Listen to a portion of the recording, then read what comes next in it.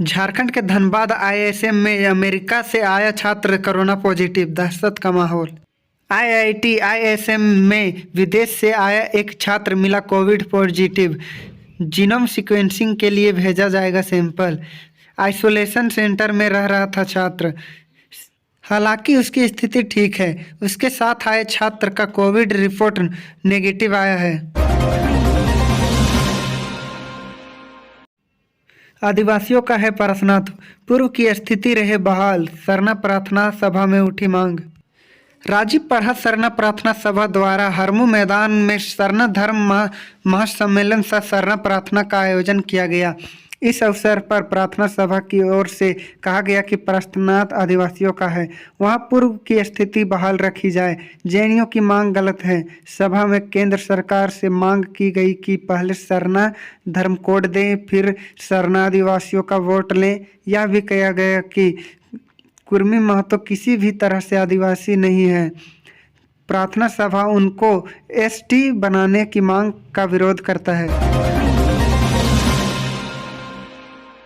जैन और आदिवासी अपनी परंपरा के अनुरूप करेंगे पूजा, पारसनाथ पर उपजे विवाद को खत्म करने को लेकर हुई बैठक। पारसनाथ पर्वत से जुड़ी धार्मिक आस्था और पूजा को लेकर उपजे विवाद को समाप्त करने के लिए गिरिडीह के मधुवन में बैठक हुई। जिला प्रशासन के आला अधिकारियों की मौजूदगी में हुई बैठक में आदिवासी व जैन समाज की विभिन्न कमेटियों के प्रतिनिधियों के अलावा स्थानीय सामाजिक संगठनों से जुड़े लोग और जनप्रतिनिधि शामिल हुए। बैठक में कई बिंदुओं पर सकारात्मक निर्णय लिए गए। मजदूर नेता रमेश विश्वकर्मा हत्या मामले की एसआईटी करेगी जांच, दहशत में रजरप्पा के लोग। राष्ट्रीय कोयला मजदूर यूनियन के रजरप्पा क्षेत्रीय सचिव रमेश विश्वकर्मा की हत्या के बाद पूरे कोयलांचल क्षेत्र में लोग हतप्रभ हैं। घटना के दूसरे दिन रजरप्पा कॉलोनी क्षेत्र के लोग दहशत के साए में रहे। इस क्षेत्र में दिन भर इस हत्या की चर्चा होती रही। लोगों का कहना था कि कार्यालय में घुस इतने लोगों के बीच अपराधी इनकी हत्या करके निकल गए।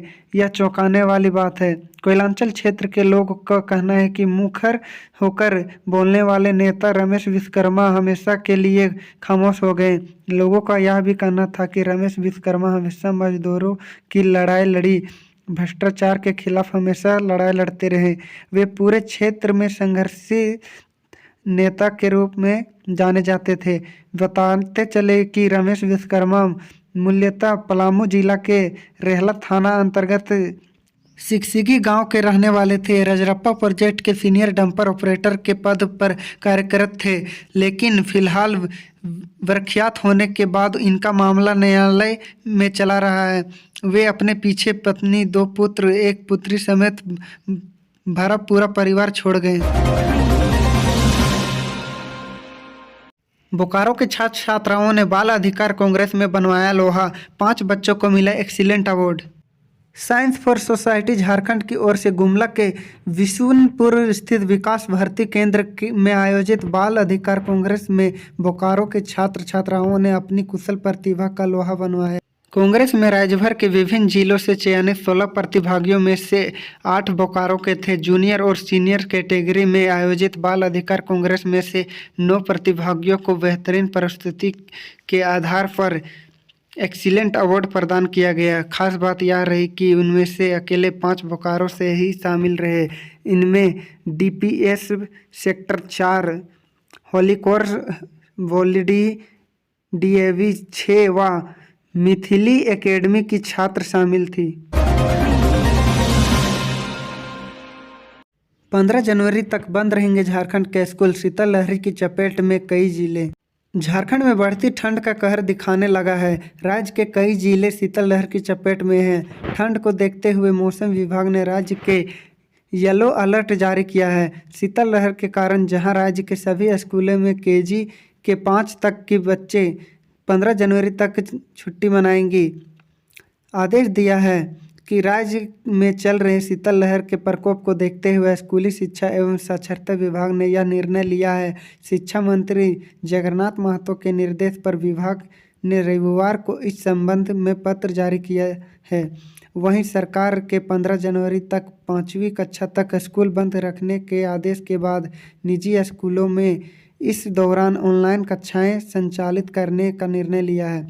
मौसम विज्ञान केंद्र का पूर्वानुमान है कि अगले 2 दिनों तक राज्य के 10 जिलों गढ़वा, पलामू, लातेहार, लोहरदगा, चतरा, गुमला, सिमडेगा, कोडरमा, हजारीबाग और गिरिडीह में शीतलहर चल सकती है। इसको लेकर येलो अलर्ट जारी करते हुए लोगों से सचेत रहने की अपील की गई है। बाघमारा विधानसभा के विधायक और भारतीय जनता पार्टी के दिग्गज नेता ढुल्लू महतो ने एक मामले में सोमवार को कोर्ट से सरेंडर किया। ढुल्लू महतो पर वर्दी फाड़ने और वारंटी को पुलिस कस्टडी से छोड़ने का आरोप है। बता दें कि हाईकोर्ट ने 12 दिसंबर को 4 सप्ताह में लोअर कोर्ट में सरेंडर करने का आदेश दिया था। ढुल्लू महतो आज गोपनीय ढंग से कोर्ट पहुंचे और सरेंडर कर दिया। इसके बाद उन्हें जेल भेजा गया। इससे पहले विधायक ढुल्लू महतो को लोअर कोर्ट में 1.5 साल की सजा सुनाई गई थी। महतो पर चल रहे मामले को अभिषेक श्रीवास्तव के कोर्ट में ट्रांसफर किया गया है। बता दें कि महतो रविवार देर रात अचानक बीमार पड़ गए थे।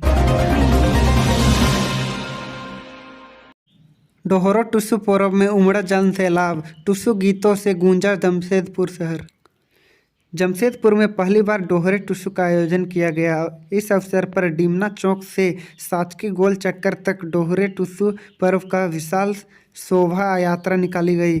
टुसु पर्व के अवसर पर आयोजित शोभा यात्रा में झारखंड, बंगाल, उड़ीसा और छत्तीसगढ़ से काफ़ी संख्या में मूल झारखंडी शामिल हुए, जिसमें कुड़मी जनजाति समुदाय की 95% भागीदारी रही। इसके पहले 31 दिसंबर 2022 को धनबाद में इसका आयोजन किया गया था।